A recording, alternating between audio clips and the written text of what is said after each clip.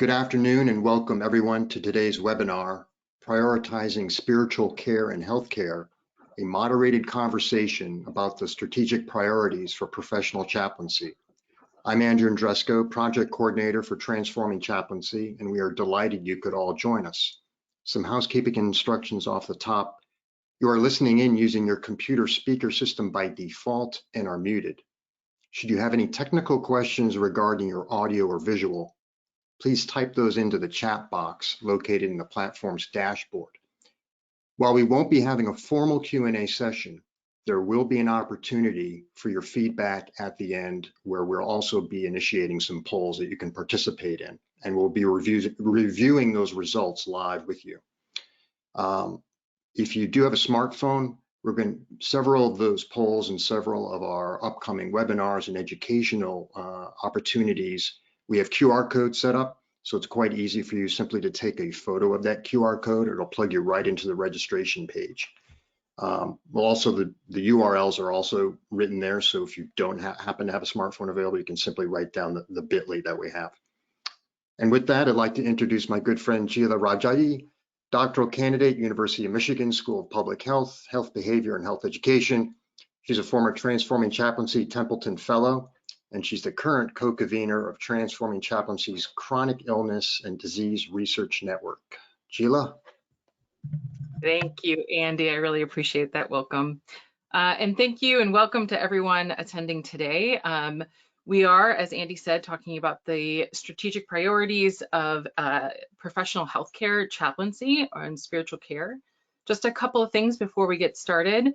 There is a really interesting webinar happening this Friday coming up, spiritual care and the recent HCPCS codes, talking about what does it mean for chaplaincy, how does this impact us, so purpose, progress, promise, what does this look like?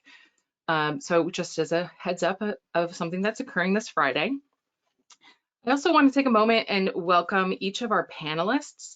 One of our panelists today is LaVera Crawley, who is joining us from, I believe, California. Correct me if I'm wrong, LaVera.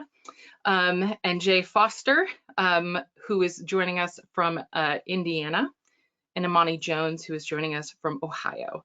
Rabbi Mychal Springer will hopefully be joining us, just working out some technical components. Each of them brings significant amounts of expertise and experience within the field of chaplaincy, and we're very grateful for their willingness to begin a conversation about what those strategic priorities are for professional spiritual care. Today, we're going to talk about what those three strategic priorities for spiritual care, sort of within three clear buckets, and sort of go through each of them. Each of the panelists will be given an opportunity to provide their perspective on these strategic priorities. These are things in which they have been given information about prior to today's session. So they've been doing some thinking and brainstorming, and also sort of thinking about what they've learned throughout their professional practice and their own expertise within this field. Now, I want to be very clear that today is the beginning of a conversation. We are starting a conversation about strategic priorities for spiritual care going into the future. And so this is just the first of hopefully many webinars where we talk about each of these priorities and others as it pertains to professional spiritual care within healthcare. So beginning with that, we'll go to some opportunities for some polls and feedback, as Andrew mentioned, and we'll have an opportunity to close and do a few more announcements. With that, I'm going to start us off by talking about one of our first areas, a priority or strategic areas of attention, and that would be specifically around the dynamic shifts in religion and spirituality, and how the changes that we're seeing broadly within the United States and elsewhere, how that changes our professional identity, how that changes how we serve people and who we're serving, and what that looks like. So I would like now to offer Jay the table and space to begin our conversation. Thank you, Sheila, and thank you, everybody. It's really an honor and I'm pretty humble to be part of this conversation. I'm a longtime healthcare chaplain and chaplain educator. So about this topic is so timely. The headlines sort of scream at us every day about the great changes in the religious and spiritual landscape here in the U.S. So decreasing affiliation with religious traditions and increasing polarization across religious and ideological spectrum. It used to be that religious groups worked hard to support the public health, but increasingly it seems like religious liberty is actually pitted against public health science. At the same time, in our own healthcare system, there's more and real attention given to diversity, equity, and inclusion. I think this is important, long overdue work, and more resources are provided for that work, including looking at diversity of religious and spiritual expression. So question here is really timely. How can we adapt our professional identity to this moment? I mean, here's the good news, I think. My experience is that patients, their loved ones, team members, and healthcare executives are hungry for conversation around this topic, and I think we are positioned well to help join that conversation. Several years ago, 2019, the whole of the Harvard Divinity School bulletin focused on this topic. And in the introductory paragraphs, Wendy McDowell pointed out that most of the news items seem to try to scare those of us with religious commitments about, oh gosh, this is all falling apart. And she said, instead, we should and could be asking what these trends reveal about the spiritual landscape. Could something exciting be happening actually with all of this transition, and could we be part of that? I commend the whole of the magazine to you, but one point in particular, Angie Thurston of what's called the Sacred Design Team Lab at the University of Southern California. I want to find out more about this place. She says that we live in a time of profound soul sickness, of loneliness, and that we find ourselves increasingly cut off from one another in our communities, and that we can't really move forward as a society until we address these spiritual problems at their foundation. Whatever sickness is in our society, we know this, whether it's COVID or loneliness, it comes to our emergency rooms, it comes to our clinics. And chaplains can be a part of making a meaningful contribution, especially if we think of, we're aware that our healthcare systems are trying to solve this problem, and we can help our healthcare systems meet their strategic goals. So here's the needle I think we need to thread. I'm going to say a lot in a short period of time, and then I'll be done. We need to strengthen our ties with religious traditions and graduate theological schools. We're all in this kind of changing landscape together. We can help each other. At the same time, we need to develop or strengthen pathways for spiritual providers of all faiths and for atheists, agnostics, humanists, in ways that make sense for their tradition, so that this can help us serve all of our publics. And finally, and I think this is a hard one, while we promote multi-faith understanding and multiple ways of spiritual expression, somehow we also need to be able to challenge those religious claims and practices that are toxic to the health of individuals and of communities. Thanks, Gila. Thank you, Jay. Now I'd like Imani to share. Thank you. I'm so glad to be here and to be among such esteemed colleagues. I appreciate everything that Jay said, and really, I think, Jay, you summed it up quite well.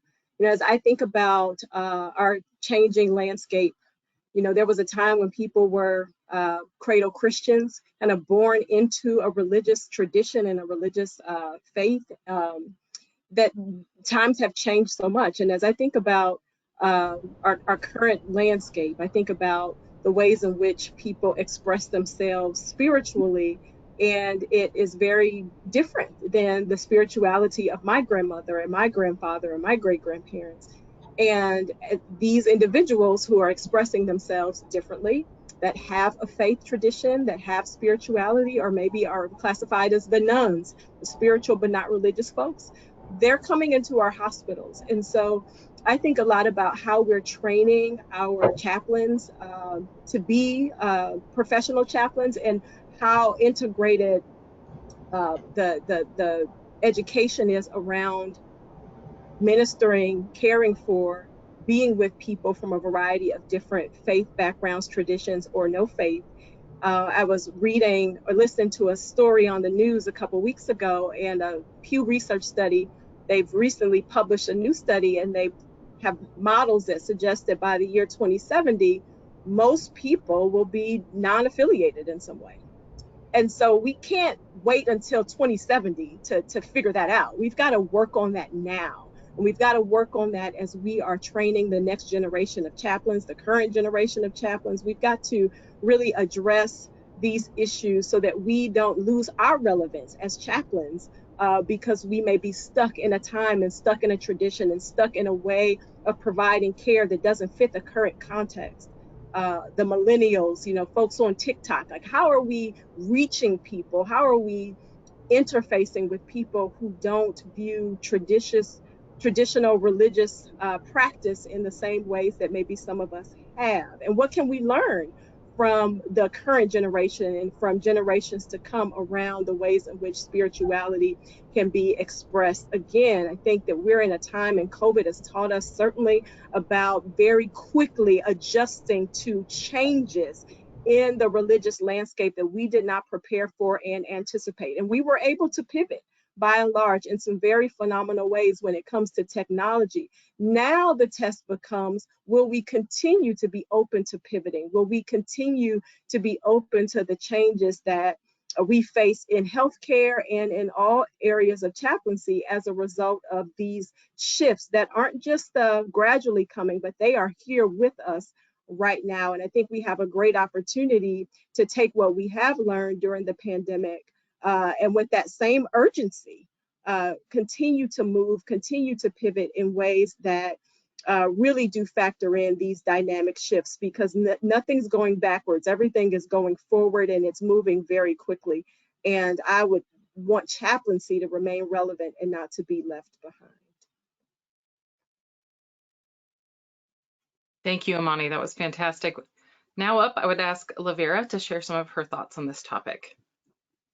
Thank you. I agree with what a group to be a part of. So thank you for the invitation here. I want to make 2 points. One is actually in reference to something that Jay said. I want to lift something up. And then the second is sort of maybe a little bit of out the box way of thinking about this concept. But the first was when you raised, Jay, this issue of the religious liberty in conflict with, public health. So my background is in medicine and in public health and in chaplaincy. And I remember when, I came into the world of chaplaincy and spiritual care through those doors, through medicine and through public health.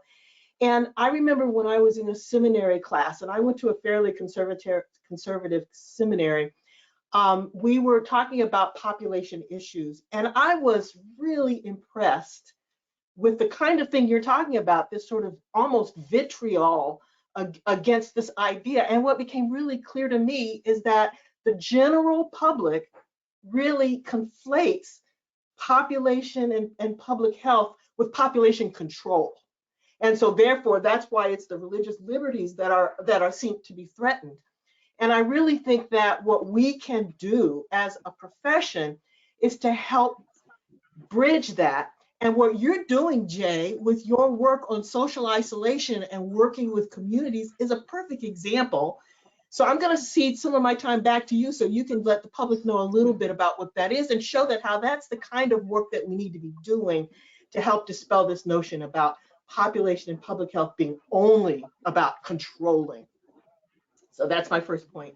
And the second point is, and this is a little bit out the box, but I'm gonna, for everyone who's looking at the screen, and you can see the very last line saying, cultural shifts changing who we serve and how we serve them. I want to introduce a dynamic shift that's happening in our global, but clearly in our American healthcare system, and that is the rise of what I'm going to call the entheogenic renaissance, but others may know it as the psychedelic renaissance. But I choose the word entheogenic because there have been medicines that have been used by indigenous communities for centuries, for thousands of years, that have allowed people to have experiences that we can summarize and call the mystical experience. And these now are coming into slowly but surely mainstream use, and some areas, I live in Oakland, California, that some of these things, they're being relaxed in terms of the criminal element of them, and they're more widely being used in clinical settings to help people with PTSD, anxiety, depression, and other issues. And when folks are taking these medicines, they're having experiences that they don't understand. And many of them can open them up to the spiritual dimension in new ways. And there's a whole movement in the field of chaplaincy to now help people integrate those. There are chaplaincy training programs now that are providing these kinds of links and training for chaplains to know how to help someone, whether they identify as religious or not, the full spectrum that you both mentioned. When they're having these experiences that bring them closer to the fact that we are all one and that there might be something larger than just this physical world, they need help. They need that to be able to integrate this. And who's better to do that than chaplains? So if there's any time left, I really want to come back to you, Jay, and ask you to please share the incredible work you're doing on social isolation.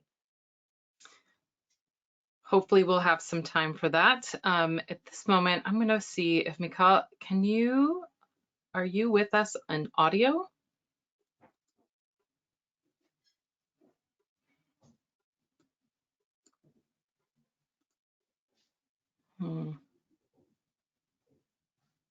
Mychal, can you hear us? Okay, yes, can you hear me? Yes, we can. Awesome, Okay. thank you. I'm so sorry the firewall at my hospital won't allow me to give you video, but I'm so excited to be here with everybody, and I've been listening attentively while trying to figure out the tech side. I apologize if I'm a little disjointed. Everything that you're talking about is so important, and I want to pick up on the spiritual but not religious piece to add in that there's been a move inside of chaplaincy for us to train our students and the people who come up for board certification to have skills to care for people of all faiths and people of no faith. So spiritual but not religious and a full spectrum. But there is a tension with people who come from very particular religious backgrounds. And one of the trends in our country is that there is increased religious diversity. So in addition to the various Christian denominations and the small Jewish population, there is an increasing Muslim population, Hindu, Buddhist, Sikh, people from a lot of different backgrounds who, when they show up in our hospitals, may be open to being cared for by people who are trained to be what might be called interfaith chaplains who serve all populations, but they might actually be more comfortable being served by someone who is deeply familiar with their specific tradition and even a practitioner of their faith. So when we're thinking about religion and spirituality, and maybe this is an opportunity for us to make use of technology, instead of moving in the direction of thinking I can do everything for everyone, maybe I have access to somebody who would be a better match. And part of what we need to learn is a religious and cultural humility to understand when my skill set in caring for all the diversity of spiritual folk is doing wonderfully, and when could we be doing better? And when we collaborate and we know that we're actually not isolated anywhere that we are, and here, Imani, you were talking about COVID and the impact of COVID, I think it's really helped us to see that this thing that we can do virtually is very powerful. So why do I need to say I'm the only one who's here? There's nobody of your tradition who's here, but maybe we do need someone of your tradition, or maybe we collaborate. So there's a whole world right now in thinking about what best meets the need of the person in front of me. What do I need to understand? There is a beauty which I love as a chaplain when we come together across our differences. It feels like we're healing some rupture in the world. But there are some people who say it was beautiful, and there's something else that would take me farther along in my own spiritual needs in this particular moment. I want to make sure we're having that conversation as well. Thank you, Mychal. I appreciate that. That's wonderful. We have a couple more minutes on this topic, but I'm going to ask our panelists that we go to our next topic, and hopefully we'll have more time at the end for all of you to have more dialogue about all of the different topics that we're discussing today. Sound amenable? Brilliant. Our second topic is specifically around the changes to the US healthcare delivery system, thinking about the immediate needs in terms of recognizing the changes, but also those that are shortly anticipated or expected, and even ones that we can think about may be true coming in the future, so those distal concerns. And this time I'd like to open the floor to Mychal, for you to start for us, if you are able, and we'll start with you in this dialogue. Okay, so there's a phrase that I love, and I believe it comes from Wendy Cadge, of strategic vagueness, where our field tends to be, we don't like to be pinned down. It allows us to have a broader tent than we might have. There are certain factors that pull us towards not having a broad tent. And I think that maybe the anxiety of that has led us to be somewhat shy about having best practices, where we might say that other practices are not best practices. There's a certain freedom in saying that we don't want to be defined by others. Even in saying we don't want to have to put in codes that would say what we've provided other people with, what we've provided our patients with, and having that be reimbursable, that some of our services might be reimbursable and others might not be reimbursable. So I think that as we think about changes in the US healthcare system, we have an opportunity to become fuller members of the multidisciplinary team if we want it. There has been historic ambivalence about taking up our place in the multidisciplinary team. So the language of being fools and celebrating our foolness, our outside the systemness as part of our spiritual heritage, gets countered by the need for research and standards, being able to say, we know this, we can demonstrate this, we have evidence for this. But if we want to be full members of the team, we have to speak a language that other professionals recognize so that they can say, oh, you do that. It means we do that and we don't necessarily do the other. Too often, we're likely to say everybody has a spirituality. If we just find the right avenue in, we can meet everybody's needs. But there are some people who don't want their spiritual needs met in a healthcare context. We have to respect that. We have to respect the boundaries and the no. We have to be willing to come forward and have more collaboration as a discipline to say, actually, as a field, these are some core pieces that we embrace as evidence-based standards. And these are some practices that maybe we have cherished in the past and maybe don't serve us as well now. And can we relinquish some of those?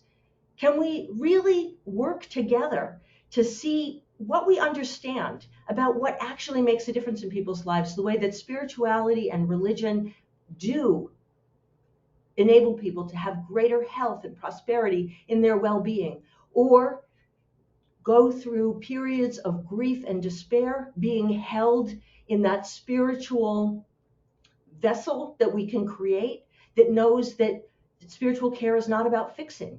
We can talk that language in the multidisciplinary team in a much more robust way if we have studies that we've done, evidence that we're willing to entertain, and not just be as attached to having done things because that's what we inherited. Thank you. Thank you. LaVera? Thanks. I start my work day every morning looking at the trades. So Becker's and McKinsey report and Health Advisory Board, and just to see what's cooking. And I am impressed with all the reports daily of this hospital closing or these layoffs or this service being dropped, all as a result of the incredible financial crisis that we find ourselves in. And it wasn't just COVID that kicked us in there. It was moving in that direction before that. Our sources of revenue are strained, and innovation is kicking in to say, well, we've got to have new ways of doing that.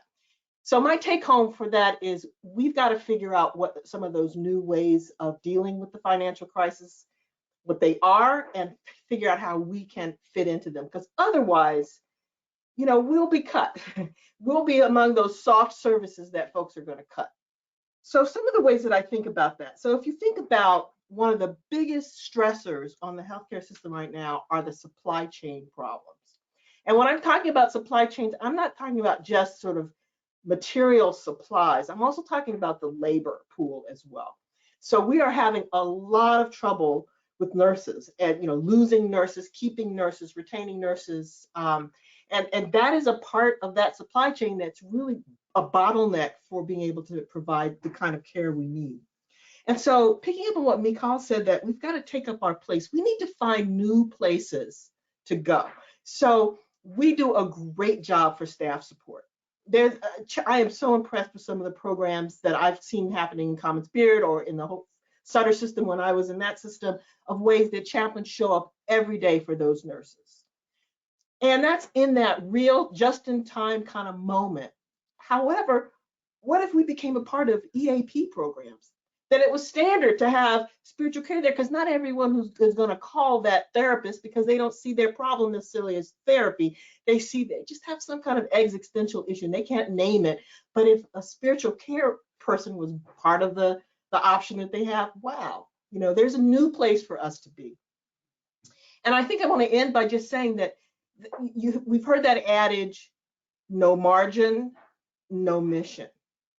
And so that we really do have to think about the money first, and then we can, but I think that's an error. That's dualistic thinking that'll get us into trouble. I think that we as a healthcare system need to begin to merge margin and mission. And I can't think of who can do that better as leaders than spiritual care folks, because that's what we're on a mission. Our ministry is our mission, and that's the care that we give. So that's my contribution to this. Thank you, LaVera. Jay? This is such an exciting conversation. I'm excited about a lot of it. I will say, LaVera, we partner pretty closely with our EAP team and try to have a connection where there's no right door to get help. We talk to each other about how we provide that. But for these comments, I want to focus particularly on how we at IU Health are trying to help meet some of the current healthcare challenges. Back up and say what everybody knows, that U.S. spends more on healthcare than most developed countries and gets worse health outcomes. We're not getting our money's worth. And one of the reasons I believe that that's true is that we spend a lot of that dollar on acute healthcare settings, whereas other developed economies invest in preventative and primary care. They make sure all their citizens have healthcare, and they put a lot more money in post-op and recuperative care at home. I mean, how many clinical ethics consults have y'all sat on where you spent an insane amount of money on somebody's acute care, chronic illness, but we can't discharge them because the holes in the safety net are so blown open, right, that we can't even get them discharged safely. So we in spiritual care can't, of course, fix those problems, but we do have an opportunity. There are congregations of all faiths, and there are community-based organizations with values deeply aligned with ours that are doing amazing, cool work, meeting a lot of those social safety net concerns. And so what we've learned here at IU Health, and what I learned at Wake Forest before that, is that we can be the conduit to connect patients and providers with those resources. And we've built structures to do that, LaVera, around social isolation, that in which congregations, basically provide, we say the intervention is love. We provide an hour of love and companionship, and then try to help those patients get connected with community resources as they're ready to address that. And so we found that there's been pretty good metrics on that We've made a difference in people's lives in terms of their own expressed sense of being companioned. We've learned that hospital utilization metrics, ED utilization is down, primary care is up. So we can sort of demonstrate to our partners in the healthcare system, primarily our community benefit office and our diversity, equity, inclusion office, with which we partner very closely, hey, we can make this contribution for you. So here's the thing I think that's, well, I guess I'll just add real briefly, another way to understand all these cultural religious divides in our country is also what's urban and what's rural. And it's a mistake to think that those descriptors really define those communities well. Every community, whether it's urban or rural, is very different. So getting in and working with those congregations or community-based partners as true flat partners, speaking their language, and as a humble partner is important. And at the same time, with our healthcare partners, to be data-driven best practices. All right, I think I said enough about that. Thanks, Gila. Thank you, Jay. Imani? As I thought about this question, I think a lot about ambulatory chaplaincy, so outpatient care and the delivery of services to individuals who may not come into our hospitals, but who may be experiencing existential crises of faith. And for us at Ohio State, for several years, we've been able and been fortunate to provide chaplaincy care in the ambulatory setting.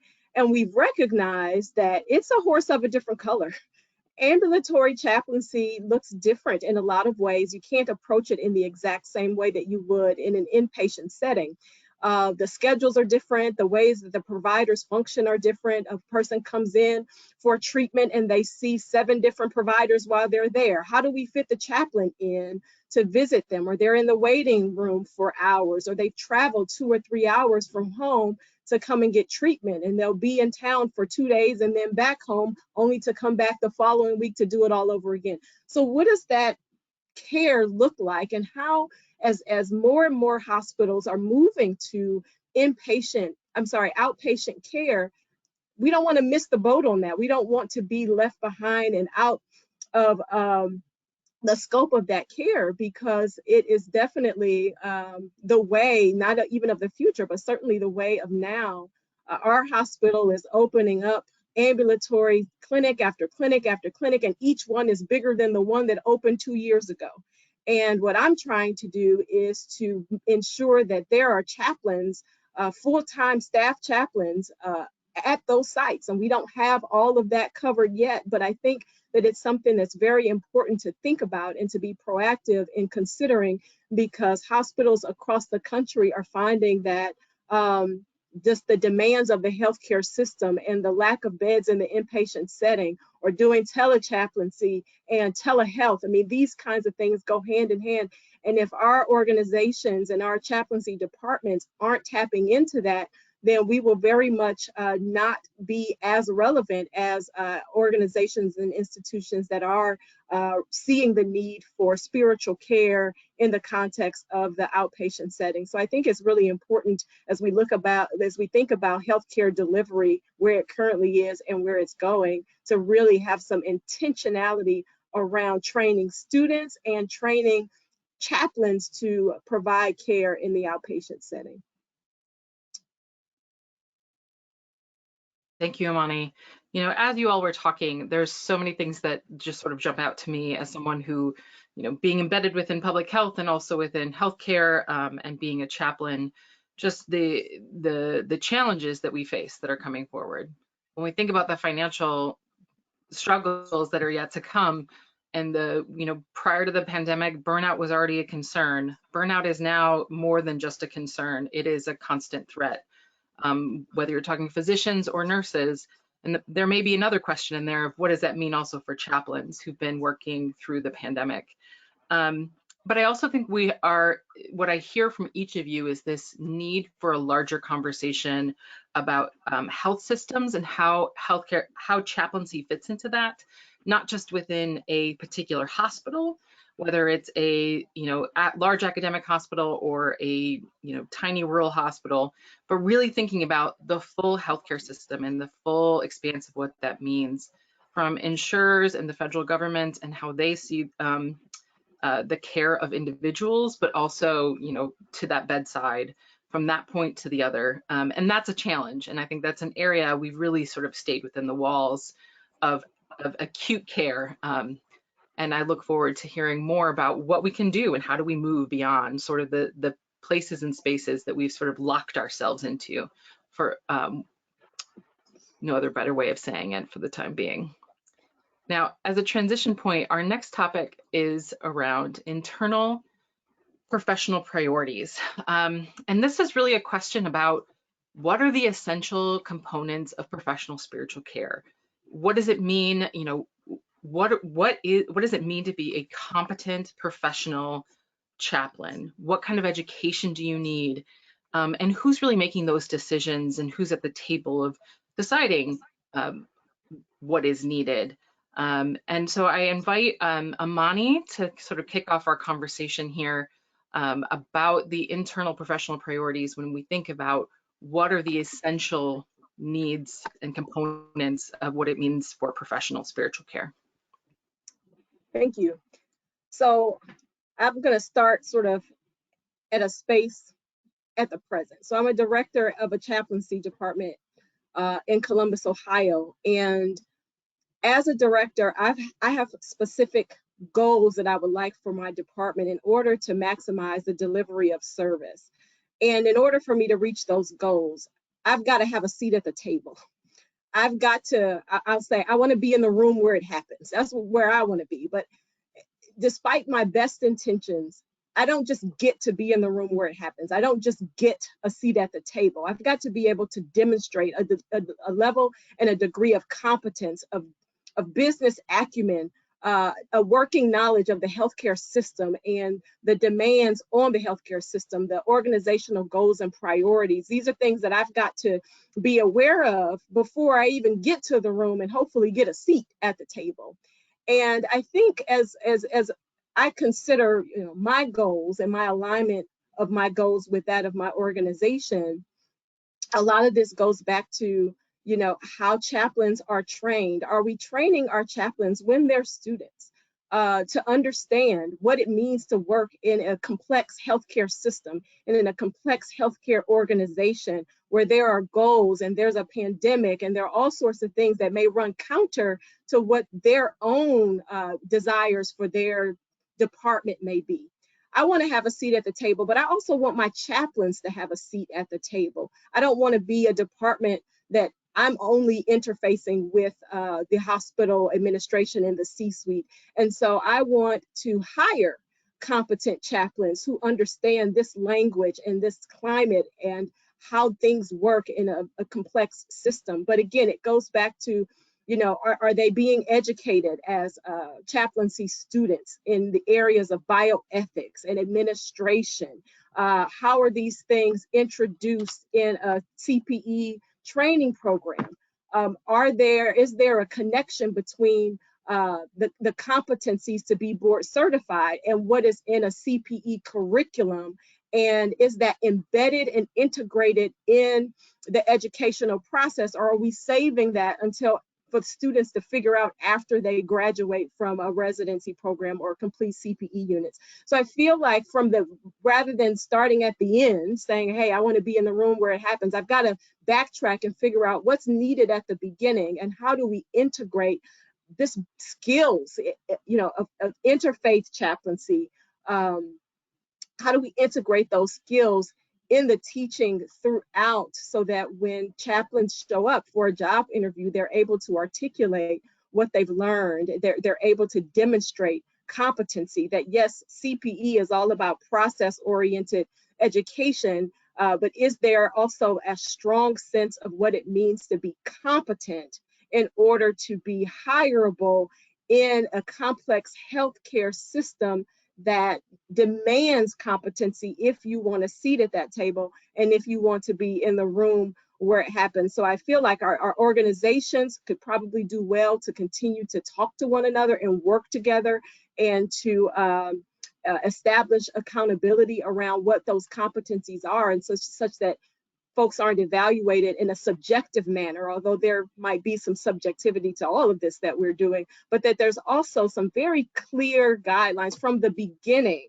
There's no guessing game, but it's very clear that we are training competent chaplains who meet outcomes, and that those outcomes and the ways in which those outcomes are met is clear, and it's not based on a subjective point of view, but that it's all very, very clearly outlined in our standards, in all of our accreditation and all of that. So I think we've got some opportunities and some work to do to demonstrate what it means to be a competent chaplain. And I think even that, needs to continue to be reviewed over and over again, not just resting on the laurels of the past or what was competent to Anton Boyson, but what is competent today in this healthcare system in which we are functioning in right now. So thank you. I'll continue to let my colleagues share. Thank you. Mychal, are you still with us? I'm here. Brilliant. Thank you. You're next. Thanks. Imani's so impassioned. I love it. So I do love process education. And I was certified, I think it was as a full educator in 2000. And that was around the time that or maybe after that, the outcomes for level 1 and level 2 CPE were introduced, and it was a move away from process education by outlining outcomes. And I call up that old history to say that we are now in a similar moment of transforming how education is done in ACPE. And it has to do with the way that we are currently partnered with the Department of Education and would like to remain partnered, which goes back to what LaVera was talking about in terms of the economics, because our status with the Department of Education allows us to get compensation for our residencies. And that means that we can offer programs that otherwise simply wouldn't happen. So there's an external reason why we need to move in this direction, but there are also internal reasons. And Imani, you were talking about this. When we talk the language of competencies, there is much more fairness. When we are trying to be a big tent with people from all different backgrounds, and we're only using a process model, we don't hold ourselves accountable for saying, do you know how to do this? Have you reached a similar level of knowing how to do something as somebody else? Can we measure it? So in our Certified Educator Candidacy program, we've been using competencies for a few years now. And we have more work to do in really saying, what does it mean to meet those competencies? How much do we know about what it means to meet those competencies? The Association of Professional Chaplains also has competencies, and they've been working to be more specific about how do you demonstrate meeting those competencies? What does it look like? So we know that the more specific we are, the fairer we are to everybody in the process, that it isn't just that the educator maintains so much power to say, nah, that doesn't seem like meeting the competency, or that doesn't seem like meeting the outcome, or I think you're still in level 1. Isn't it? Nah, let's keep you back in level 1. I get so many, right now I'm interviewing for residencies, and I get applications from for residents, and I see how their evaluations are written by their educators. And sometimes I really question why the person wasn't seen to have met all of the outcomes for level 1. They hold them back on a quarter of one outcome, and then they have to do another level 1 unit. I am outraged by that. It is so unfair. And we do have these little grids that some people use where they say progressing, met most of the time, met some of the time. I don't think those grids are particularly fair either. We need to have concrete understanding of what are we looking for? What do we see? Now, we know we got feedback from the Department of Education. We've had people in ACPE working for a long time now to come up with a new paradigm. I want to keep that process education for the stuff that it's good at. Our education is not an intellectual classroom education. It is truly an integration-based education. That's what we do well. We want to keep that. And we want to bring it together with measurable evidence that we're looking at so that we know that we all have the same standards across the board and we can rely on one another for what the feedback is and for making sure that people make it through this process to become board certified. And I just can't end without saying that I personally am extremely disappointed that the APC and ACPE, that our talks about coming together fell apart. Because if we were coming at this together, then the professional side of it and the education side of it would have much more collaboration. And that's what we really need. If we want to make sure that people are being prepared for what they're going to face out in the world, that their competencies are, that we are focused on those competencies done in our beautiful, process-aware way and fair for everyone. Thank you, Mychal. Jay? Wow. Mychal, that was just brilliant. And I'm going to try to pick up on that, and then you can tell me if I'm on track with what you're saying or off track. I think our model for chaplaincy training, our process reflective model, is a beautiful thing, and it's increasingly a rare thing. I was having a conversation with two dear colleagues back in North Carolina. I'm going to name them, Kathy Hasty and Mark Larson, who one's a certified educator and others a spiritually integrated psychotherapist. And they pointed out that our colleagues in other helping professions, psychotherapy in particular, that used to value more process-oriented education have really gotten away from it. And there are fewer and fewer and fewer of us who devote the kinds of hours to individual and group reflection on what I would call reflective practice. I think that puts us in a position actually to help our healthcare system in this time of rapid change, because these conversations are not facile. They're not easy. I'm reminded today of how easy it is to say the wrong thing or say it wrong in a way that offends someone. And so the opportunity to engage in this is important. And then, Mychal, your comment about how do we wed that process reflective practice with standards that are measurable, just, and fair is so crucial. And I agree with you that I am saddened by ACPE's, APC's recent, didn't get across that threshold. And I'm hopeful that we may redress that. So to sum up, I'm going to say really quickly, sort of four things. And I've been framing this as the needle I think we need to thread. So number one, go back and promote dialogue among all of our cognate groups so that we are working together on this. In order to, number two, enhance and further detail professional standards for healthcare chaplains. That, number three, support religious traditions and growing and developing clergy for this moment, and at the same time supporting pathways for others, humanists, atheists, others, to be certified as spiritual care providers, while finally developing guidelines and standards to promote spiritual care, back to your point, Imani, for the ambulatory setting and with strong connections to community and public health. So that I packed a whole lot into that, and so I would just end by saying I'm so grateful to Transforming Chaplaincy, New Vision Caucus for setting up this conversation. I think we need to be having lots more of them because it's a lot to address. Thanks. Thank you, Jay. LaVera. So what I've heard from my colleagues are two major themes: how we educate, the importance and the process of how we educate chaplains, and then what's happening with the various organizations who are charged to do that. I want to pick up on for both of those, and I want to start with the how we educate chaplains.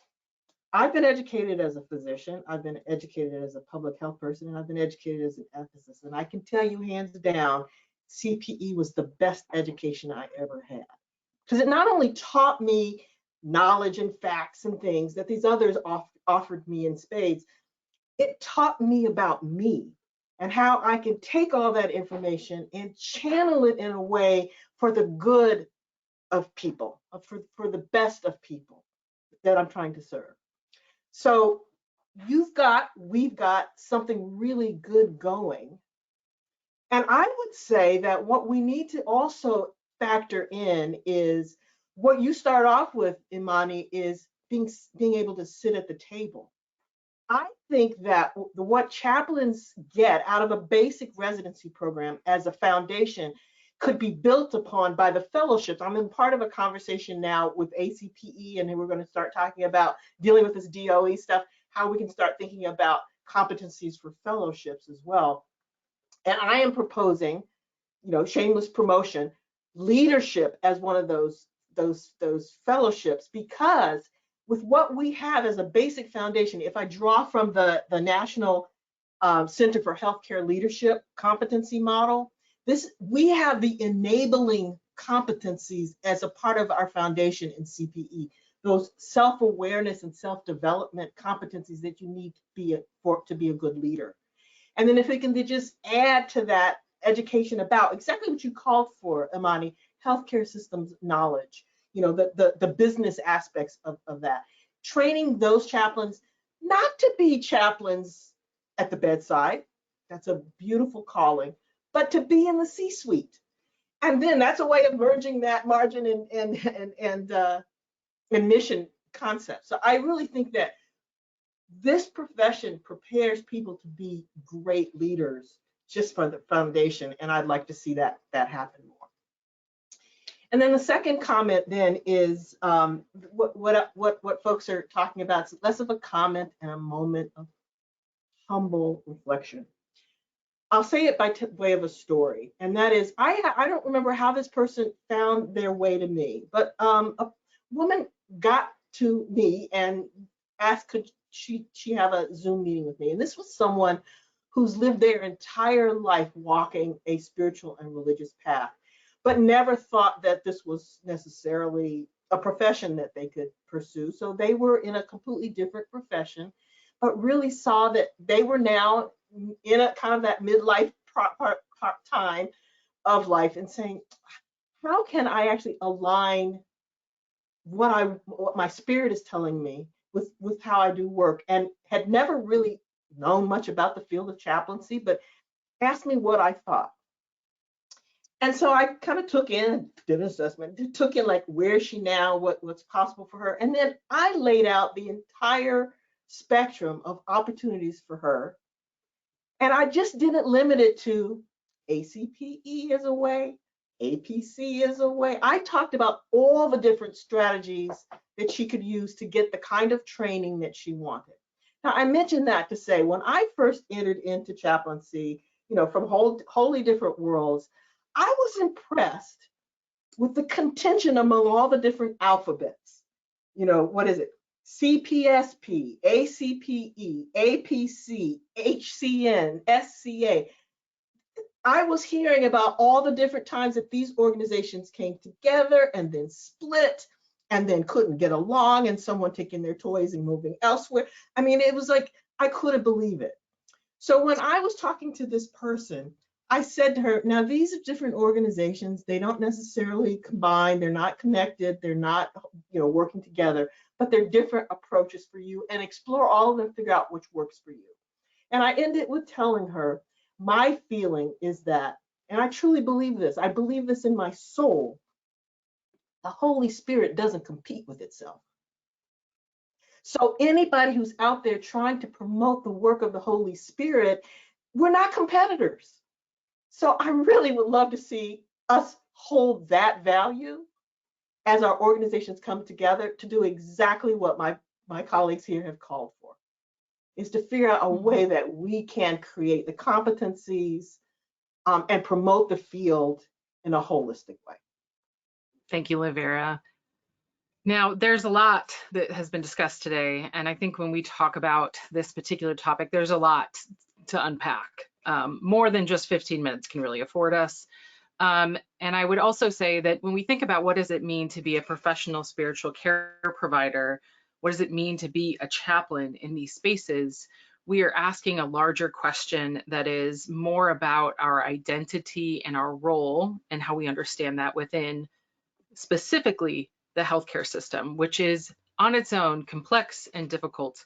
and a lot for people who perhaps have a theological education and then are trying to come in and understand. So there's a lot there that we don't often talk about in CPE or elsewhere, that there's opportunities to think about as we go forward.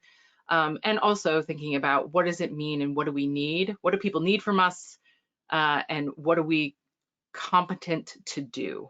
And that part, I think, is something we got to think about as it relates in particular to the changing dynamics of religion and spirituality in the United States, as well as the changing realities of the US healthcare system.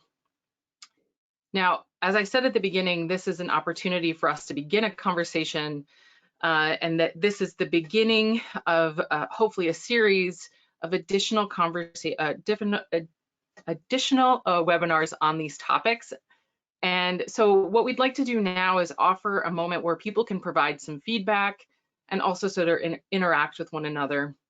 First and foremost, we're using a tool called Poll Everywhere. And what I'm going to ask right now is that folks, you can either join by web or you can join by text. If you were able to use the QR code beforehand and scan it, happy to go back, look at that.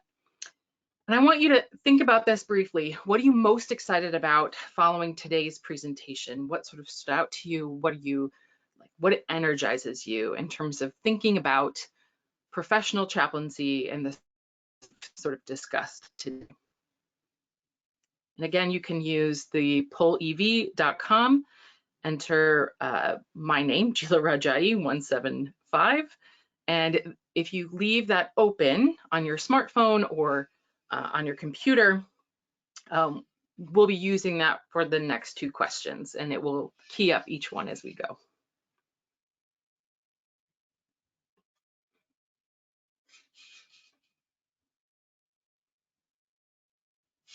Got a handful of responses.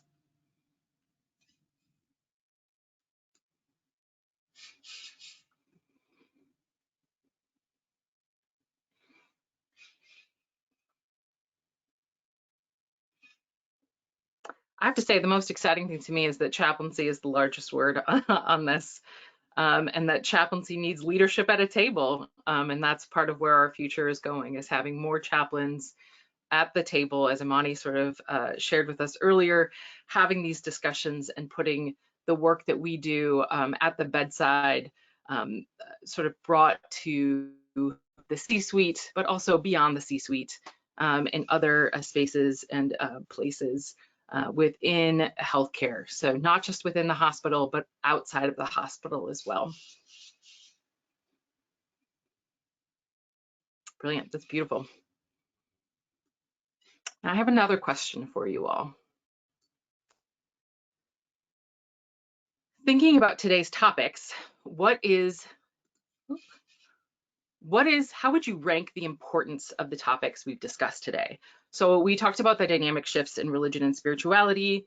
We talked about the changes to healthcare delivery in the United States, and we've also talked about internal professional priorities. How would you rank them? And this should pop up on your smartphone or on your computer, depending on how you've logged in, and you should be able to move them and submit your answers from there. What I'm asking is for you to rank how and what's the importance, what is most important to you, recognizing that they all may be very important. Do I have any responses yet? Not quite yet.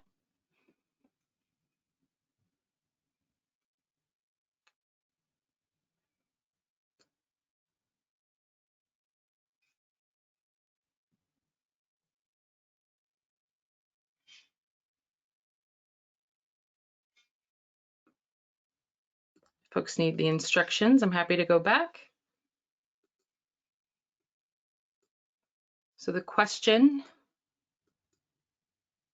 I'm asking in this context, so you can go back to this or stay on it. And this is what we're using, pollev.com, and then my name, Gila Rajai, one word, 175. And our next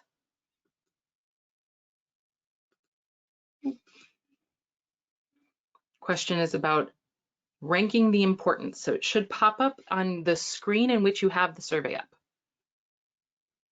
If it's not working, okay, well, we will, oh, it seems to be populating for folks now. Got a few folks who've answered this now. Looks like changes to US healthcare delivery system is probably marking out as the top concern for folks.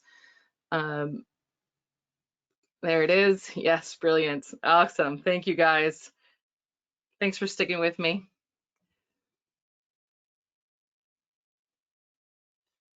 Okay.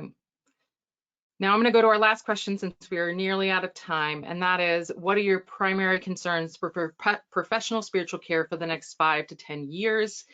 And this is just an opportunity for all of you to kind of give your direct feedback. You can type in your answers directly into that, and that will be shared with everyone. I'm going to pull it up on the screen.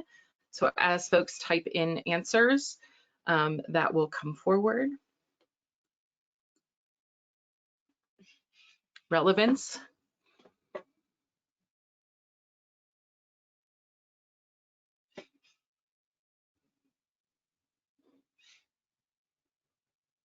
Educational privilege.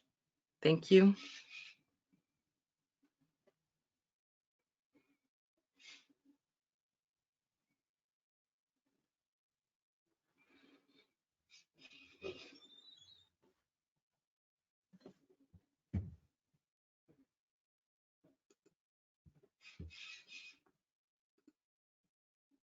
Ooh. Now there's a lot here. It's going to replay, my apologies. But what I see in just the handful that I read very quickly with all of you here is that there are a lot of concerns within the profession, and that we need to really think about what that means for all of us in terms of how do we get at the table, how do we receive funding, and where do we go from here. So thank you for responding. And in general, thank you for today in our conversation about the strategic priorities. You're welcome to give us feedback and to share your thoughts. We have your questions that you have submitted, and we'll be using those to help think about our next webinar series that we are, another webinar in this series. And just thank you for your time and your thoughtfulness throughout this entire presentation today.